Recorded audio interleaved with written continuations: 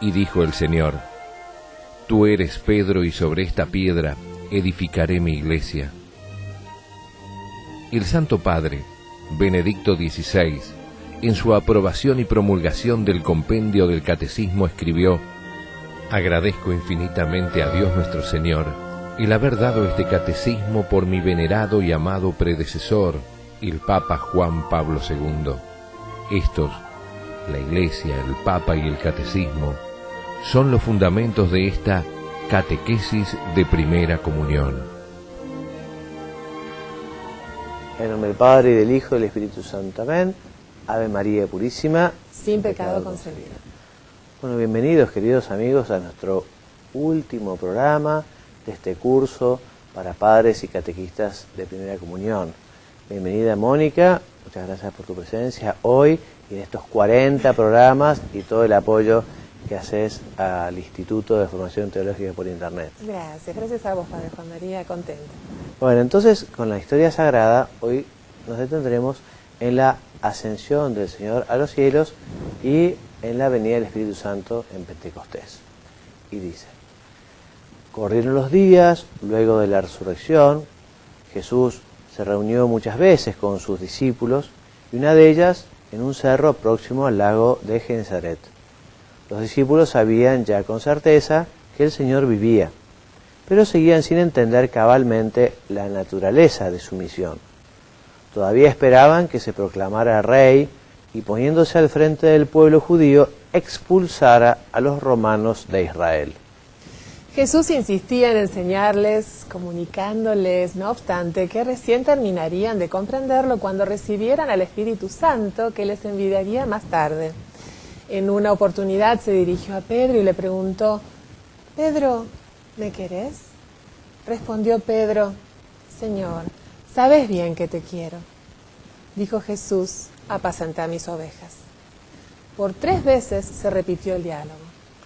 Fue como si Pedro hubiera podido borrar con esta triple afirmación su negación triple en el patio de la casa de Caifás, y quedó confirmado como cabeza de la Iglesia, como el primero de los papas que, a lo largo de los siglos, la han dirigido en su carácter de representantes de Cristo en la tierra. Por fin, no sabemos si de mañana o por la tarde, Jesús se encaminó con sus apóstoles a una montaña cerca de Jerusalén llamada Monte Olivete. Les hizo allí algunas recomendaciones, prometiéndoles nuevamente mandarles el Espíritu Santo. Subió a una piedra y los bendijo y empezó a levantarse levemente hacia el cielo. Los apóstoles lo miraban alejarse con pena. Jesús subía y subía, navegando en el aire transparente. De pronto, una nube blanca ocultó su figura, disminuida por la distancia. Nadie hablaba, fija la vista en las alturas. Fue entonces cuando 2 ángeles se hicieron presentes. Dijo uno de ellos: ¿qué están mirando? Jesús, al que acaban de ver subiendo al cielo, volverá un día del mismo modo. Había que cubrir la vacante dejada por Judas, el traidor, en el conjunto de los 12 apóstoles o colegio apostólico. Rezaron estos y sacaron a la suerte entre los candidatos que había, resultando elegido Matías. Reconstituido el colegio apostólico, los discípulos hacían oración, unidos a María Santísima, esperando que el Señor les enviara el Espíritu Santo. Se celebraba la fiesta de Pentecostés, con la cual los judíos agradecen el fin de la cosecha y recuerdan el momento en que Dios entregara a Moisés las tablas de la ley en la cumbre del Sinaí. Los discípulos y Santa María estaban reunidos, probablemente en el cenáculo, aquel lugar donde tuviera lugar la última cena. No dejaban de orar. Repentinamente se oyó un bramido como de viento huracanado y bajó el Espíritu Santo en forma de llamas que se asentaron sobre las cabezas de los presentes. Se les abrió de inmediato la inteligencia para entender las cosas de Dios y ardieron de amor sus corazones, fortaleciéndose sus voluntades. Aquel ruido, como de huracán, se oyó en toda Jerusalén y una multitud se fue juntando frente al cenáculo. entre la multitud había gente venida de muchos lados para la fiesta de Pentecostés: partos, medos, elamitas, los que habitaban en la Mesopotamia, Judea, Capadocia, el Ponto y Asia, Frigia y Panfilia, Egipto y los extremos de Libia, que lindan con Cirene, forasteros de Roma, cretenses y árabes.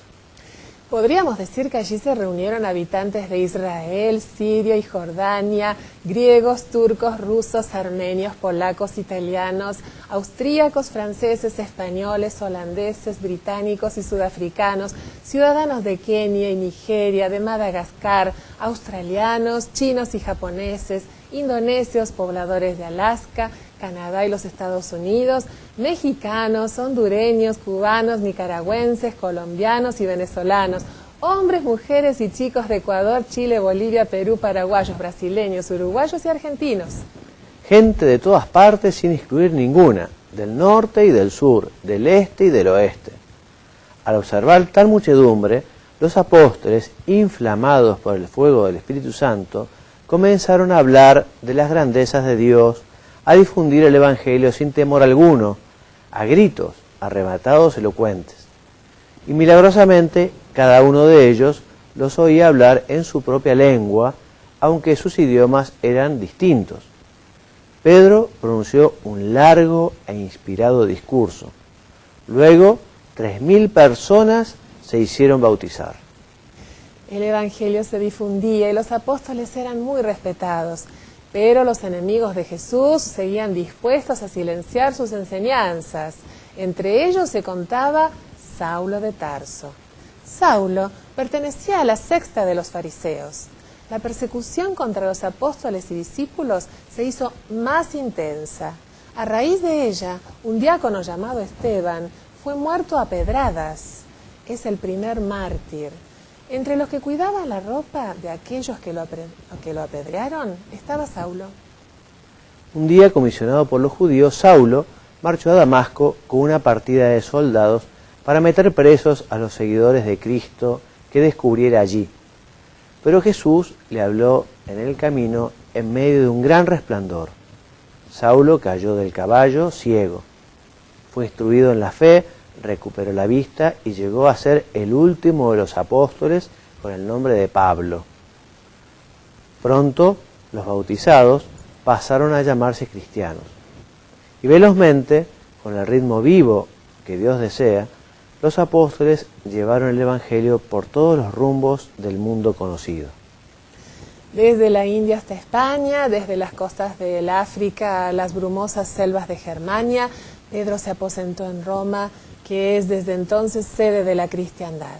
Y hubo cristianos en el palacio del César y en las naves que comerciaban por toda la vuelta del Mediterráneo, en las termas y en el foro, en las caravanas que cruzaban los desiertos, en los cuarteles que albergaban las legiones, entre los que tejían carpas en Galicia y entre los que traficaban la púrpura en las minas de mercurio de Almadén y en las escuelas de retórica cartaginesas.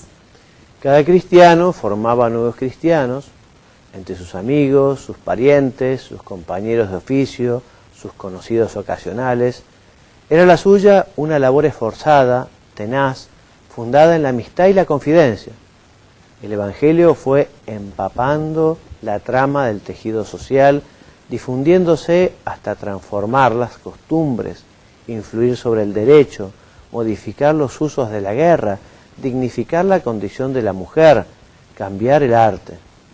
Empeñosa labor que la sangre de los mártires contribuyó a hacer fecunda. Apenas transcurrieron algo más de 3 siglos y Constantino, emperador romano, abrazó el cristianismo. Sin embargo, la difusión del Evangelio no ha concluido. En tantas y tantas partes hay gente que aún espera conocerle. En otras muchas necesitan recordarlo. Los cristianos de hoy tienen la misma misión de apóstoles que aquellos primeros 12, lograr que Cristo sea levantado sobre la tierra y atraiga todo hacia sí. Entonces, Padre Juan María, ¿cuál es el objetivo de esta carta? Destacamos lo siguiente. Primero, que Jesús, vivo, conserva en el cielo su cuerpo y alma de hombre. Segundo, que debemos rezar al Espíritu Santo, el gran desconocido, para que ilumine nuestras inteligencias e inflame nuestros corazones. Y tercero, que los cristianos no pueden desentenderse del apostolado, ya que al paraíso hemos de entrar acompañados. Y me quedo en este último punto, este tercer punto, para invitarlos a pensar a modo así de examen de conciencia, bueno, ¿qué tal nuestro apostolado? ¿Cómo estoy influyendo yo cristianamente donde me ha puesto Dios? En mi familia, en primer lugar, en el trabajo, en el club, con los amigos, en fin. Los cristianos debemos ser como una brasa encendida que elevemos la temperatura espiritual de donde Dios nos ha puesto. Podemos decir también que esas personas que Dios ha puesto cerca nuestro, repito, familiares, amigos, conocidos, compañeros de trabajo, son también parte de esos talentos que Dios nos dio. Y el día de mañana también nos preguntará, bueno, tantos talentos te di, tantos parientes, tantos amigos, vecinos, compañeros, bueno, ¿y qué hiciste para acercarlos al cielo? Para acercarlos a Dios. Que nadie pueda decir como aquel hombre que llevaba 38 años en la piscina de Siloé, que cuando Jesús le dijo qué hacía, le respondió, es que yo no tengo a nadie que cuando viene el ángel y remueve las aguas, me ayude a llegar. Que ninguno de nuestros familiares, amigos, conocidos, compañeros de trabajo, con quien comparte el descanso del club, que nadie que nos conozca puede decir, yo no tuve a nadie que me hablara de Dios, yo no tuve a nadie que me hablara de la oración o de la misa o de la confesión. Por eso la invitación, ¿no?, a la reflexión, al examen, y quizá pensando un propósito, bueno, ¿qué puedo hacer realmente para ganar un poquito en audacia, ¿no?, y en generosidad y entrega para hablar más de Dios? No solo con el ejemplo, también con la palabra, con la conversación, como lo hicieron los primeros cristianos. Bueno, y vamos a hablar ahora de algunas verdades del compendio. Concretamente vamos a hablar de la resurrección, la ascensión del Señor a los cielos, ¿no?, y hablaremos también de las postrimerías, o sea, de eso que viene a los postres, lo que viene al final, o sea, los novísimos, la muerte, el juicio particular, el cielo, el purgatorio, el infierno, el juicio universal, en la segunda venida de Jesucristo. Bueno, nos cuenta el compendio, y lo saben muy bien ustedes, que 40 días después de haberse mostrado a los apóstoles, Cristo subió en cuerpo y alma a los cielos y está sentado a la derecha de Dios Padre. Y desde entonces, Mónica... Desde entonces el Señor reina con su humanidad, intercede incesantemente ante el Padre en favor nuestro, nos envía su Espíritu y nos da la esperanza de llegar un día junto a Él, al lugar que nos tiene preparado. Y como dice también el credo, desde allí ha de venir a juzgar a vivos y muertos. Esto es que Jesucristo un día volverá en su gloria. El sentido de la segunda venida y del juicio universal es manifestar la gloria de Jesucristo, el que dejó este mundo como si fuera un delincuente colgado en la cruz, vendrá lleno de majestad y manifestará su justicia, manifestará su misericordia, su sabiduría, ¿no? No sabemos cuándo será el día de la segunda venida, no sabemos cuándo llegará el fin del mundo. Por eso, como dice el Apocalipsis, Mónica... Por esto vivimos vigilantes pidiendo, ven Señor Jesús. Vigilantes y atentos, el Señor vendrá cuando compense, cuando Él lo disponga. No sabemos cuándo sea. No creo que nos toque a nosotros participar del fin del mundo, pero, en fin, todo pudiera ser también. Lo que sí, si uno no llega al fin del mundo, lo que sí va a llegar en algún momento es al fin de la propia vida, que es el fin del mundo para uno. Bueno, entonces Jesucristo vendrá por segunda vez a juzgar a vivos y muertos.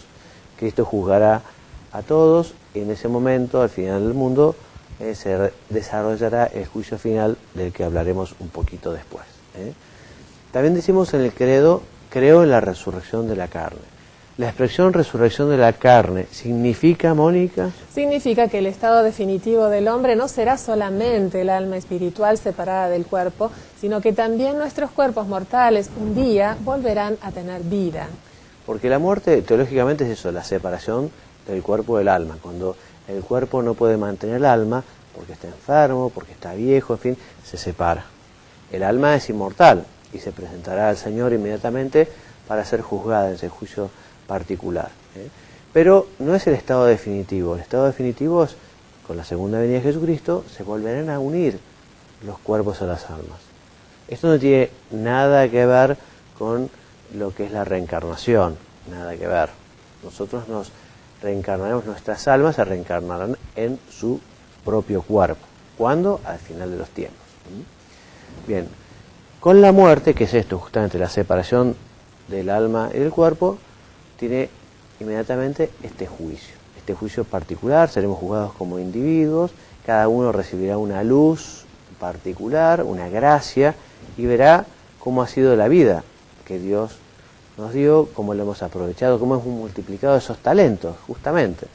Y sin posibilidad de equivocarnos, nos daremos cuenta qué es lo que merecemos. Si el cielo definitivo, si el cielo pasando por el purgatorio, o la condenación. La condenación que más que, como me gusta decir a mí, más que Dios manda al infierno, es el hombre el que no elige a Dios, es el hombre el que niega a Dios, es el hombre que rechaza a Dios, es el hombre que no quiere arrepentirse. Es una opción del hombre más que una decisión de Dios. Dios es el buen pastor y sale a buscar siempre a su oveja. Pues si su oveja es tonta y no quiere, hasta en eso Dios respeta la libertad. Es un misterio realmente grande e incomprensible. Bueno, comprender cómo tendrá lugar la resurrección sobrepasa la posibilidad de nuestra imaginación y nuestro entendimiento, dice el compendio. Es un verdadero misterio. La vida eterna es, Mónica, la que comienza inmediatamente después de la muerte. Esta vida será precedida para cada uno por un juicio particular por parte de Cristo, juez de vivos y muertos, y será ratificada en el juicio final. Exactamente, en el juicio final, que como veremos no es que cambien esas sentencias, sino que se hacen públicas, y lo que se dijo en el juicio particular para una persona será conocido por todos. Entonces el juicio particular es, Mónica, es el juicio de retribución inmediata que en el momento de la muerte cada uno recibe de Dios en su alma en relación con su fe y sus obras. ¿Y qué más? Esta retribución consiste en el acceso a la felicidad del cielo inmediatamente o después de una adecuada purificación o bien de la condenación eterna al infierno. Muy bien. ¿Y el cielo qué es? Es el estado de felicidad suprema y definitiva. Todos aquellos que mueren en gracia de Dios y no tienen necesidad de posterior purificación son reunidos en torno a Jesús, a María, a los ángeles y a los santos, formando así la iglesia del cielo, donde ven a Dios cara a cara, nos dice San Pablo, viven en comunión de amor con la Santísima Trinidad e interceden por nosotros. Muy bien. Y el purgatorio es ese estado en los que mueren en amistad con Dios, pero que aún todavía tienen algunas impurezas en su corazón. Y como al cielo no puede entrar nada que no esté perfectamente limpio, entonces por eso Dios da la oportunidad de purificarse. Como explicaba un santo, es lo que hace una madre cuando quiere presentar a su niño, a sus amigas, y se ha hecho encima. Entonces, ¿qué hace la madre? Y primero le saca el pañal, le cambia, lo limpia, cuando ya está hecho un primor y perfumado, entonces ya lo muestra. El purgatorio es algo parecido, uno no puede presentarse con el traje del alma sucia, entonces por eso uno pasa por allí.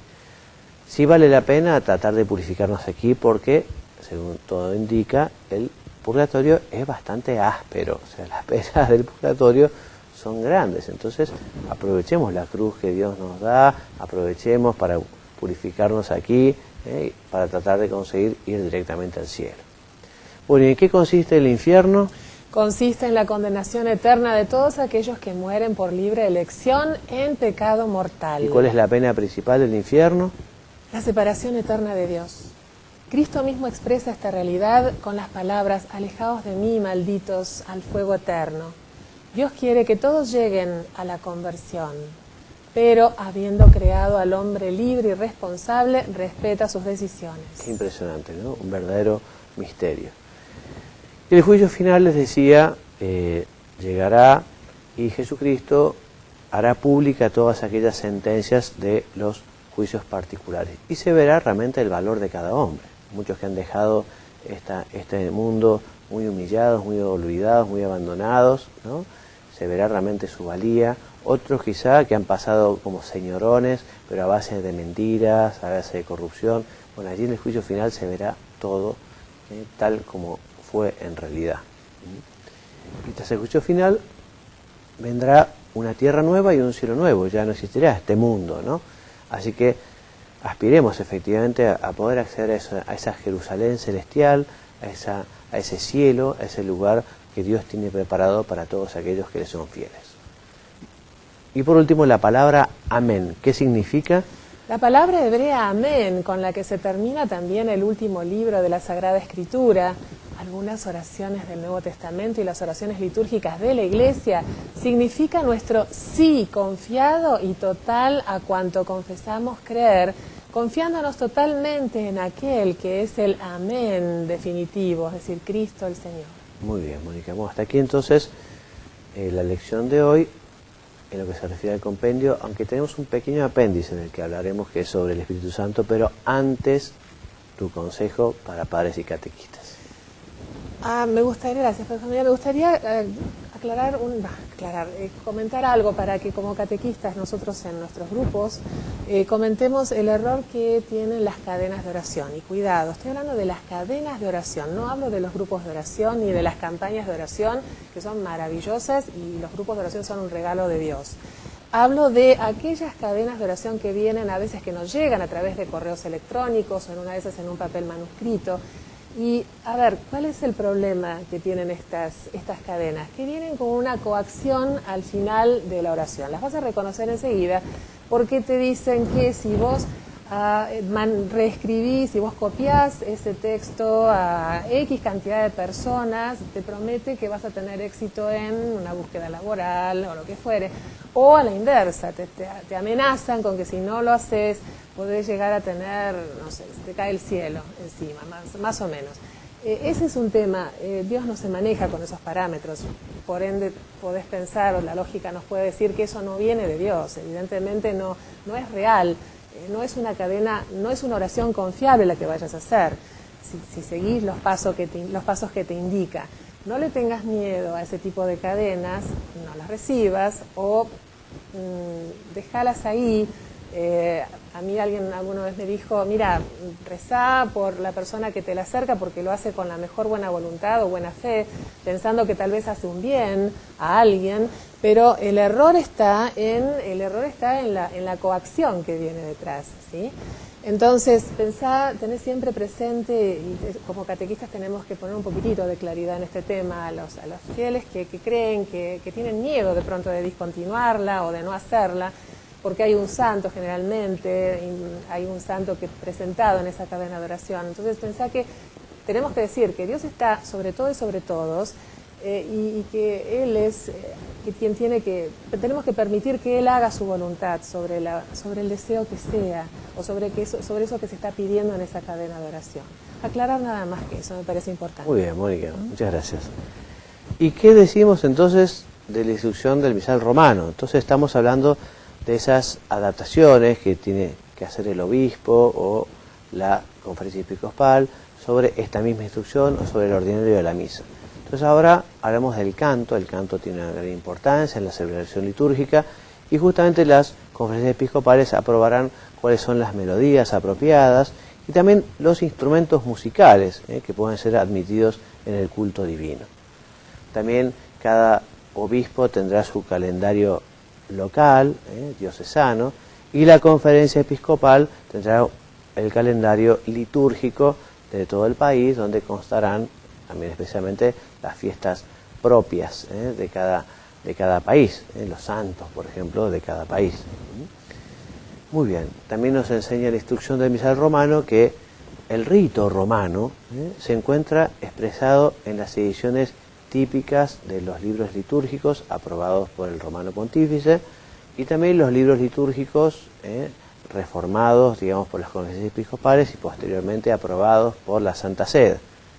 Y que el misal romano, también con sus diversas lenguas, con sus diversas traducciones, manifiesta o es un signo preclaro de integridad y unidad de este rito romano. Les decía que, a modo de apéndice, las últimas ideas para terminar de explicar todas las verdades de este compendio que nos ha dejado el Papa Benedicto XVI, y hablando justamente en el momento que explicamos Pentecostés, quise dejar para este momento, ¿no?, cuáles son los dones del Espíritu Santo y cuáles son los frutos del Espíritu Santo, ¿no? Los dones son 7. Primero, Mónica, te voy a pedir que nos digas qué son. Son disposiciones permanentes que hacen al hombre dócil para seguir las inspiraciones divinas. Ellos son 7. Sabiduría, entendimiento, consejo, fortaleza, ciencia, piedad y temor de Dios. Bien, y los frutos que están fundamentalmente enumerados en Gálatas capítulo 5, versículo 22 y siguiente, son, Mónica. Caridad, gozo, paz, longanimidad, bondad, paciencia, benignidad, mansedumbre, fidelidad, modestia, continencia y castidad. Muy bien. Y el compendio termina con 2 oraciones del Espíritu Santo, que son el Bene Creator y el Bene Espíritu Santo. Bueno, hasta aquí nuestro programa de hoy y hasta aquí nuestro curso para padres y catequistas de Primera Comunión. Gracias por acompañarnos. Los esperamos en nuestro próximo ciclo, que se llama La Fe Cristiana. Me despido enviándoles la bendición. Que Dios los bendiga y los haga muy santos. Amén. El Santo Padre, Benedicto XVI, en su aprobación y promulgación del compendio del Catecismo escribió: agradezco infinitamente a Dios nuestro Señor el haber dado este catecismo por mi venerado y amado predecesor, el Papa Juan Pablo II. Estos, la Iglesia, el Papa y el Catecismo, son los fundamentos de esta catequesis de Primera Comunión.